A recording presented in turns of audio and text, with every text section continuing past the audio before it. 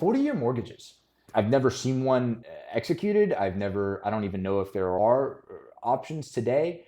But when you look at the numbers and ultimately what the financing looks like on one of these, it's kind of preposterous, especially when you compare it to something like a 15-year fixed, right? So everybody watching, standard mortgage, 30-year fix, you're paying monthly for a 30-year period, 360 months, and that's the standard. So when we talk about 7% interest rates, we're typically talking about a 7% fixed 30-year. There are other options. You can do an adjustable rate mortgage, which is going to get you a lower rate that's fixed for X number of years, 5, 7, 10 are common ARM, adjustable rate mortgages. There's interest-only loans where you just pay the interest in the beginning part of the loan, like a teaser rate, and then you have to pay a balloon payment at the end. But this 40-year concept, that pulls the 30-year to 40. And you might think, oh, that's great. My monthly payment's going to be lower.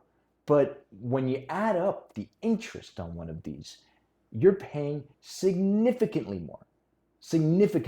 So on a 15-year, and I change the interest rates here around because realistically, if you take a 15-year fixed loan, you're going to get a lower interest rate. And if you do that 40-year fix, just like a car loan, right? If you have a 72-month financing on your car, which Peter doesn't because he's a public transit maverick. No car since 2013. No car payment. I made the decision. It was not court ordered. So I just want to clear up any kind of speculation. But if you look at the 15-year, right? Hypothetically speaking, you get it at 6%. Your total interest after that 15-year period, $140,000. Now, that same loan, 40 years, you pull that 40 years out, you're going to get a higher rate. So I just made up a number, 7.35. You're paying over $500,000 in interest over the life of that loan.